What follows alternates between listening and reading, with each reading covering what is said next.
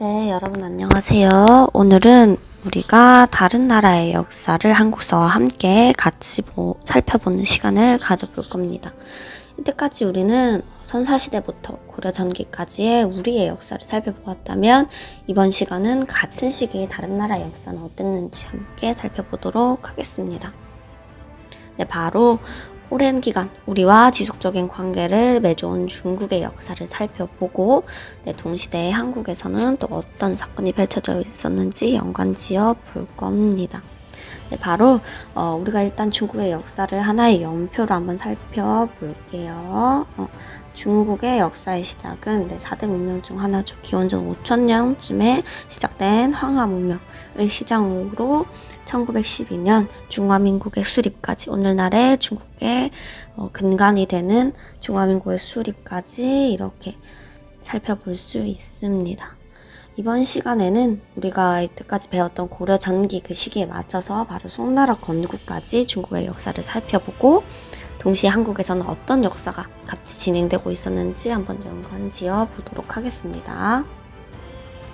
자, 그러면 이제 중국의 그 시작, 황하 문명의 탄생부터 한번 살펴볼게요. 기원전 5000년 전후를 해서 중국 황하 유역에서 황하 문명이 시작됩니다. 자, 이렇게 황하 문명이 시작되고 이제 이 주변에 몇몇의 도시 국가들이 등장하고, 이제 작은 국가들의 어떤 지도자들이 탄생했겠죠. 그 여러 도시 국가들의 지도자 중에 굉장히 훌륭하다고 알려진 요임금이 등장합니다. 이 요임금은 백성들과 나라를 잘 다스렸고, 이후에 왕을 자신의 어떤 가족이 아닌 신하인 순에게 넘겨줘요. 이렇게 요임금과 순임금 시대의 태평성대가 이루어졌고, 이어서 이 순임금도 아들이 아니라 신하였던 우에게 임금을 넘겨주게 됩니다. 자, 이렇게 평화로운 시대가 진행되다가 이 우임금은 이때까지의 왕위 계승의 철칙을 깨고 자신의 아들에게 왕위를 물려주면서 최초의 왕조 국가인 하나라가 탄생하게 됩니다. 이제 최초의 국가의 탄생이라고 볼 수 있습니다. 이 하나라는 중국의 이제 신화 속에 존재했던 국가로서 그 존재가 확실치는 않아요. 그냥 단지 몇 개의 기록에 나와 있습니다. 어쨌든 이 하나라가 탄생했지만 이 하나라도 결국엔 혼란의 시기를 겪게 되고, 마지막 17대의 걸왕 때 나라가 아주 피폐해졌고, 이 마지막 왕을 그 신하였던 성탕이 몰아내고 새로운 나라 상나라를 수립하게 됩니다. 이 상나라는 은허에 도입했기 때문에 은나라라고도 불려요. 이 상나라도 얼마 지나지 않아 나라가 혼란스러워졌고 대내적으로 몰락의 길을 겪게 됩니다. 그러자 이 상나라 주왕의 신하였던 희발이 몰아내고 주나라를 건국하게 됩니다. 자, 이렇게 황하 문명부터 하상주 나라까지 이제 중국의 고대 국가로서 우리가 볼 수 있습니다. 이 주나라는 호경에 도읍을 하게 되고 나라를 키워가게 돼요. 천명사상, 그러니까 하늘의 명을 받아서 나쁜 왕을 몰아내고 하늘의 명을 받아서 왕이 되었다는 어떤 합리화적인 이런 사상을 내세우면서 나라를 건국한 주나라 무왕은 넓어진 영토를 다스리기 위해 봉건제를 실시하게 됩니다. 봉건제는 지방 통치 제도의 하나라고 보면 돼요. 어떤 제도냐면 주나라 왕은 수도와 그 주변 지역, 수도권 지역만 직접 통치하고, 다른 지역은 왕의 친척과 공신을 제후라는 존재로 삼아서 다스리게 했습니다. 그러니까 이 제후들은 그 지역을 어느 정도 독자적으로 통치를 했다는 거죠. 그래서 이 왕이 제후에게 땅을 수여했으면 이 제후는 이제 그의 대가로 왕에게 군역의 의무를 납부한다던가, 왕이 주관하는 제사에 참여해야 할 의무가 있고, 또 공물을 바쳐야 될 의무가 있습니다. 자, 이렇게 봉건제로서 넓어진 영토를 느슨하게 주나라는 다스리게 됩니다.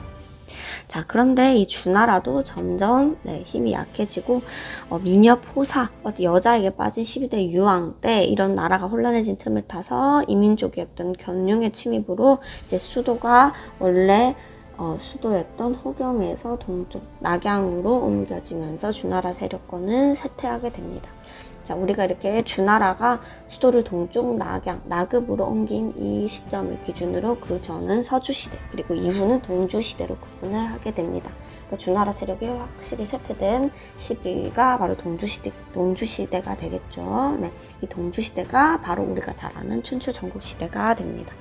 약해진 주나라 왕실을 틈타서 이제 각지의 제후들이, 그 지역에 독자적으로 성장하고 있던 제후들이 더욱더 성장해서 어느 정도 하나의 독자적인 세력을 형성하면서 이제 춘추시대가 시작됩니다. 우리가 말하는 이 춘추 전국시대는 춘추시대와 전국시대를 아울러서 이르는 말입니다.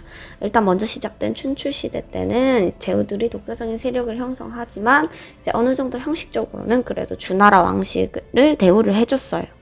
자, 그런데 이 춘추 시대 나라 중 하나였던 진나라가 조, 위, 한 세 개의 나라로 쪼개지면서 전국 시대가 시작되고, 이 전국 시대 때는 이제 더욱더 이 제후들의 세력이 커져서 주나라 왕실은 완전히 추락을 하게 되고, 제후들은 이제 스스로 왕이라고 칭하는 그 경지까지 이르게 됩니다.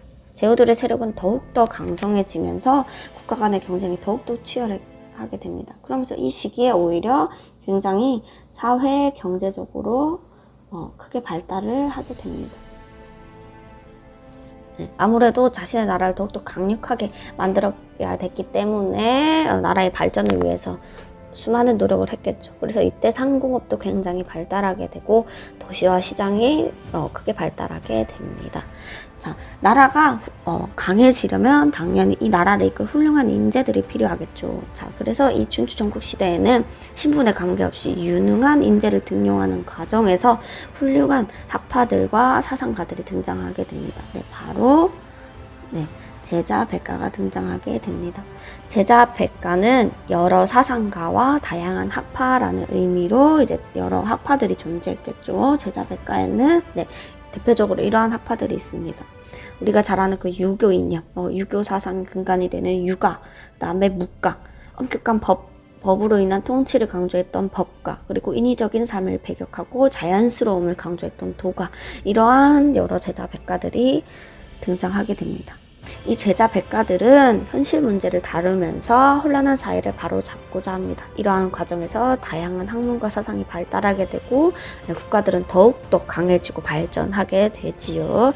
자, 이런 혼란한 전국시대를 이 전국시대 국가였던 나라 중 하나인 진나라, 아까 봤던 진나라랑 다른 나라예요. 이 진나라가 이제 법가 사상을 바탕으로 개혁에 성공하면서 더 독보적으로 발전을 하게 되고, 그래서 최초로 이 중국을 통일하게 됩니다. 이 전국 시대를 통일했던 진나라의 왕이 우리가 잘 아는 바로 진나라 시황제예요. 이 진시황제는 개혁에 성공한 그 바탕으로 중국을 통일하고 다양한 정책을 펼치게 됩니다. 바로 이 황제권을 강화하는 정책을 펼치게 돼요. 일단 진시 황제 때 처음으로 황제라는 칭호가 사용됩니다.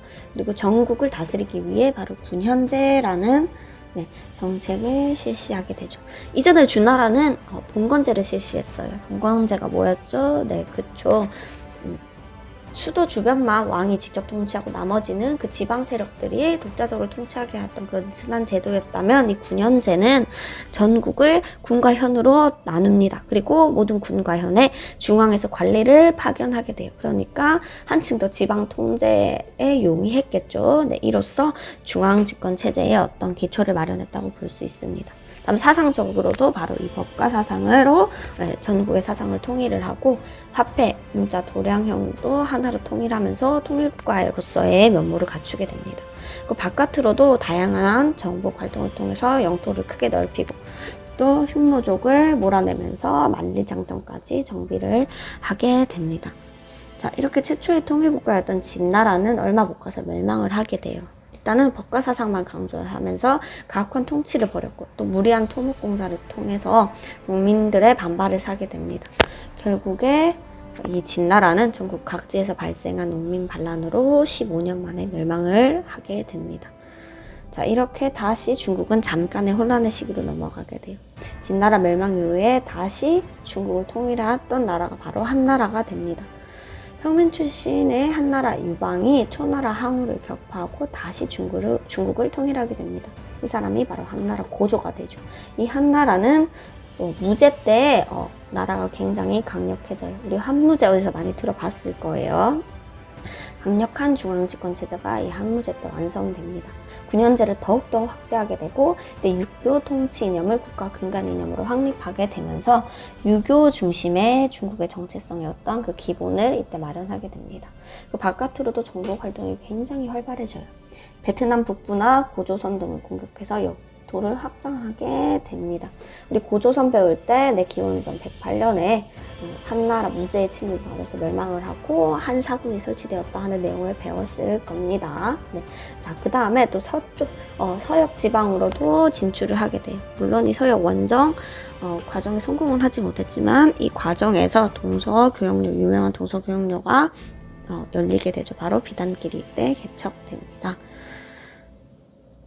자, 그런데 이 한나라도 시간이 지나면 지날수록 점차 내부적인 혼란을 겪게 돼요. 외척 세력과 환관 세력의 권력 다툼으로 약해진 이 한나라는 결국 외척 세력이었던 왕망이라는 신하에 의해서 멸망하게 됩니다. 그리고 이 왕망은 잠깐 동안 또 신나라라는 나라를 하나 건설을 하게 되죠. 근데 이 신나라는 얼마 못 가서 없어져요. 왜? 다시 황족, 이전 황족이었던 유수라는 사람이 지방 호족들의 도움을 받아서 한나라를 일으키게 됩니다.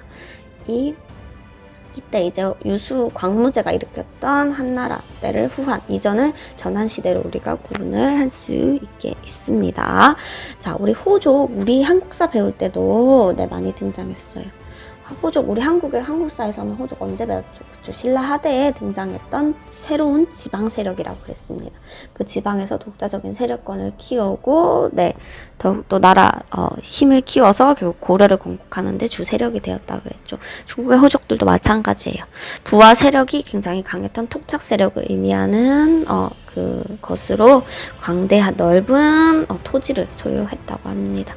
이 호족들이 이제 새로운 지배 세력으로 등장을 하게 되는 거죠. 후한시대 때. 자, 이 전한과 후한에 걸친 이 한나라 때는 아주 큰 발전을 일으키게 됩니다. 일단 유학이 이때 국가 이념으로 정착을 하게 되면서 다양한 유학이 발전을 하게 돼요. 이 한나라 때 발전했던 유학의 유학 종류 중 하나가 바로 훈구학이라는 학문이 발달하게 됩니다. 그리고 이때 다양한 문학, 역사서, 과학이 발달하게 되면서 정치문화적으로 큰 발전이 이루어지게 됩니다. 자, 그런데 이 후한도 호족들의 권력 독점, 그리고 이로 인한 농민 반란 등으로 점점 나라가 약해져요. 자, 그래서 결국 이 한나라는 위, 촉, 오, 삼국으로 분립이 되고 결국에 이후에 이 위나라에 의해서 한나라도 멸망을 하게 됩니다. 이로써 한나라는 끝이 나게 되고 이제 긴 혼란기를 접어들게 됩니다. 한나라가 위초고 삼국으로 분립된 이 시대가 바로 우리가 잘 아는 유명한 삼국지에 등장한 삼국시대가 되는 거예요. 근데 이 위초고 세나라도 얼마 안 가서 이제 진나라가 통일을 하게 됩니다. 이 진나라는 이 이전에 봤던 그 진시황제 진나라랑 다른 나라예요. 분열된 이 위초고를 진나라가 잠깐 통일을 했지만 전쟁, 내분 등으로 혼란해진 진나라가 유목민족의 침입으로 다시 수도가 남쪽으로 쫓겨나게 되면서 동진시대를 맞이하게 되지요.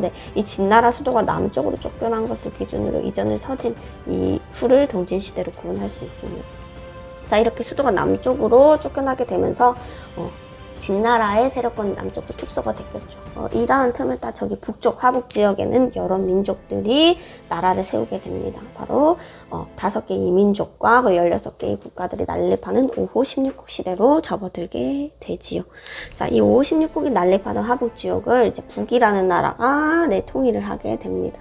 그리고 남쪽에서도 동진의 통치가 오래 가지 못하고 송이라는 새로운 왕조가 등장하게 되지요. 자, 이렇게 남쪽과 북쪽에서 각각 다른 왕조가 들어서는 남북조 시대가 시작된 겁니다.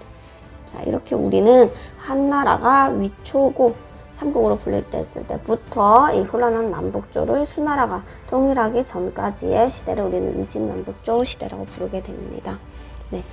북이가 이제 북조에서 나라를 통일했고 남조에서도 송이 새로운 왕조로 출격을 했지만 이 북이도 얼마 안 가 동이와 서위로 나뉘게 되고 동이는 다시 북제, 서위는 북주로 이렇게 이어지게 됩니다. 그리고 남조에서도 송, 제, 양진 각각의 새로운 왕조가 계속 교체됩니다. 자, 자, 이렇게 혼란했던 270여 년간의 중국 사회를 북주 대장군이었던 양견이 수나라를 건국하고 중국을 통일하게 됩니다. 이 사람이 바로 우리가 잘 아는 수 문제가 된 거예요. 수나라는 우리가 고구려와 수당전쟁 했을 때 이제 좀 더 자세히 배웠습니다. 근데 이 수나라 오래 못 갔다고 그랬죠. 네. 문제의 아들이었던 수나라 양제 때 이제 나라가 더욱더 혼란스러워집니다. 대규모로 동원했던 그 고구려 원정에 실패하게 되고 무리한 토목공사와 가혹한 통치로 민심을 잃게 되고 결국 40여 년 만에 멸망을 하게 되지요. 이렇게 다시 혼란기로 접어들 뻔했던 중국을 다시 통일했던 게 바로 당나라 고종 이연이라는 사람이 당나라를 세우고 중국을 통일하게 됩니다. 이 당나라는 2대 황제 당태종 이세민 때 태평 상대를 맞이하게 돼요. 이때 대부분의 어떤 정치, 경제적인 제도가 완비가 됩니다. 우리가 잘 아는 삼성 육부제도 이때 완비가 되고요. 율령, 율령과 가고제가 이제 완전히 정비가 됩니다. 그리고 조용조라는 조세제도가 완비가 되고 부병제, 그러니까 의무적으로 군역에 의무를 지어야 했던 군사제도인 부병제도 정비가 됩니다. 그 바깥으로도 정복 활동을 굉장히 활발하게 펼치게 돼요. 돌거를 정복해서 동서교역력을 크게 확보하게 되고 나라가 크게 넓어진 영토가 크게 넓어진 모습을 보일 수 있죠. 자, 동서교역력을 확보하면서 이제 다양한 세계 각지의 문물이 들어오면서 국제적이고 귀족적인 문화가 이제 당나라 때 발달을 하게 됩니다. 또 우리 한국사와 좀 더 연관지어 생각해보면 그렇죠. 당태종 때 신라와 연합을 맺게 나당 연합을 통해서 한반도에까지 진출 세력의 영향을 뻗치게 됩니다. 이 나당 연합이 당태종 때 이루어지고 이후에 백제와 고구려를 함께 멸망시켰던 게 바로 3대 황제였던 당고종 때의 일입니다. 그 나당 전쟁까지 다 당고종 때의 일이에요. 이렇게 당나라는 이후에 황제였던 당현종 때 아주 번영을 누리게 됩니다. 그런데 이 당나라도 역시 시간이 지나고 8세기에 들어서면서 대내적인 혼란이 발생해요. 이렇게 나라 혼란스러운 틈을 타 각 지역에서 절도사라는 세력이 성장을 하게 됩니다. 이 절도사는 지방 군관이라고 생각을 하면 될 것 같아요. 국경 지방에 배치되었던 군대 지휘관으로 이 사람들이 나중에는 행정, 그 지방 행정까지 담당하게 되면서 점점 독자적인 세력으로 성장을 하게 되고 이후에 시간이 지남에 따라 이제 계속 난을 일으키면서 그 폐단이 굉장히 심해졌습니다. 이렇게 절도사들의 어떤 난립으로 나라 혼란스러워지고 이후에는 전국 각지에서도 농민 반란, 황소의 난으로 대표되는 여러 농민 반란이 발생하게 되면서 급격히 당나라가 쇠퇴하게 되고 그리고 907년에 절도사 세력인 주전충이라는 사람에 의해서 당나라는 멸망을 하게 되고 다시 혼란기로 접어들게 됩니다. 앞서 봤던 5, 16국 시대처럼 다시 여러 국가들이 난립하던 5대 10국 시대로 접어들게 돼요. 이 5대 10국 시대가 어느 정도 지속이 되다가 수많은 나라 중에 여기 후주의 장군이었던 조광윤이라는 사람이 황제가 되어서 다시 통일 왕조를 건설하게 되죠. 송나라가 건국됩니다. 태종 때 이 중국을 송나라가 통일을 하게 되지요. 자, 이렇게 송나라가 문치주의를 표방하면서 나라를 키워가고 있던 때에 이제 북쪽에서는 또 다른 이민족이 이제 성장하게 됩니다. 바로 거란족이 힘을 엄청나게 키워가면서 고려와 송나라에게 이제 위협을 가하게 되죠. 그래서 고려 전기를 배우면서 거란의 침입을 공부를 했었습니다. 그때 이 거란이 침입했던 이유 중 하나가 송나라와도 관련이 있었죠. 한번 잘 생각해 보길 바랄게요. 자, 그래서 오늘 우리는 우리가 이때까지 배웠던 고려 전기에 맞춰서 송나라의 건국까지 한번 배워봤습니다. 이후에 세계를 제패했던 몽골족이 등장을 하게 되고 이 몽골족이 원나라를 세우게 되고 이제 최초로 이민족 왕조가 중국 중원에 들어서게 되지요. 그리고 이 고려는 말기에 원간섭기를 거치게 됩니다. 몽골족과 원나라의 그 침입을 받게 되었고 그러나 얼마 있다가 다시 중국 한족들이 반란을 일으켜서 한족의 왕조가 다시 들어서게 되죠. 명나라가 들어서게 되고 1392년 조선도 세워지게 됩니다. 조선은 명나라를 부모의 나라로 섬기면서 조공을 바치게 되지요. 자, 이렇게 중국과 한동안 우호적인 관계를 거치는 와중에 또 다른 이민족이 성장을 하게 돼요. 네, 여진족들이 다시 힘을 키우기 시작하고 1616년에 누르하치가 여진족을 통일해서 후금을 세우게 됩니다. 그리고 조선에게 정치적인 영향력을 가하려고 하죠. 형제관계, 우리를 형의 나라로 모셔라. 형제관계를 요구하게 됩니다. 당연히 조선은 이를 거부하겠죠. 아니, 우리는 이미 부모의 나라로 섬기고 있는 명나라가 있다. 감히 저런 오랑캐를 섬길 수 없다. 라고 하면서 이 후금의 제안을 거절을 합니다. 자, 그러면 이 후금은 더욱더 나라를 키워서 청이라고 나라 이름을 바꾸면서 더욱더 조선에게 정치적 영향력을 가하려고 하죠. 군신관계까지 요구하게 됩니다. 결국 이 청나라는 2차례 조선을 침략하게 되죠. 그게 바로 우리가 잘 아는 정묘호란과 병철원이 되는 거예요. 2차례 호란이 발생한 끝에 결국 조선은 청나라에게 항복을 하게 되고, 네, 이제 점점 두 왕조는 끝을 향해 달려가게 됩니다. 네, 이제 점점 근대로 접어들게 돼요. 근대로 접어들면서 누가 이제 다시 들어와요. 그렇죠. 서양 열강 세력들이, 네, 서양 열강 세력이 이제 아시아로까지 들어오게 되는 거죠. 그러니까 이제 더 이상 이전에 전통적인 동아시아 질서를 유지할 수 없게 되었어요. 결국 조선도 청도, 네, 일본이나 다른 서양 열강들에게 개항을 하게 됩니다. 자, 그러다 결국 네, 근대적인 국가가 들어서게 되지요. 조선도 1897년에 대한제국이라는 네, 근대 국가가 세워지게 되고, 중국에서도 1911년 신해혁명을 통해서 1912년 중화민주공화국이 들어서게 됩니다. 자, 이 비슷한 시기에 우리나라는 1910년 일제강점기로 또 접어들게 되었던 거죠. 자, 이 부분은 우리가 2학기 때 그리고 3학년에 걸쳐서 다시 제대로 배우게 될 겁니다. 자, 그러면 이제 이 들었던 강의를 바탕으로 과제를 수행을 해야 합니다. 온라인 클래스 배움터에 있는 학습지를 프린트하세요. 아마 이 수업을 듣기 전에 프린트를 했을 겁니다. 탐구 학습지를 참고해서 두 번째 과제 학습지를 수행하면 돼요. 기원전 2000년대, 그러니까 우리가 살펴봤던 그 고조선이나 그 황가문명, 그때부터 900년대, 그러니까 송나라 그리고 고려 건국 그쯤까지 한국사와 중국사를 그 가운데 연표 그 줄에 맞춰서 시대 순서로 나타내어 보면 됩니다. 이전에 이렇게 국가별로 이렇게 연표에 맞춰서 시대를 표현했던 것처럼 똑같이 중국사, 한국사를 동시에 표현을 해보면 되고, 중요한 건 두 나라 사이에 발생한 주요 사건을 연표에 적어보면 되겠습니다. 학습지에 힌트가 나와 있을 거예요. 네, 교과서 참고해서 학습지와 함께 과제를 수행해주면 됩니다.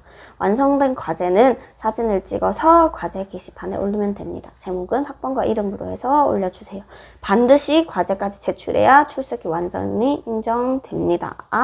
자, 그러면 이제 온라인 배움터 들어가서 과제를 수행해 주길 바랍니다.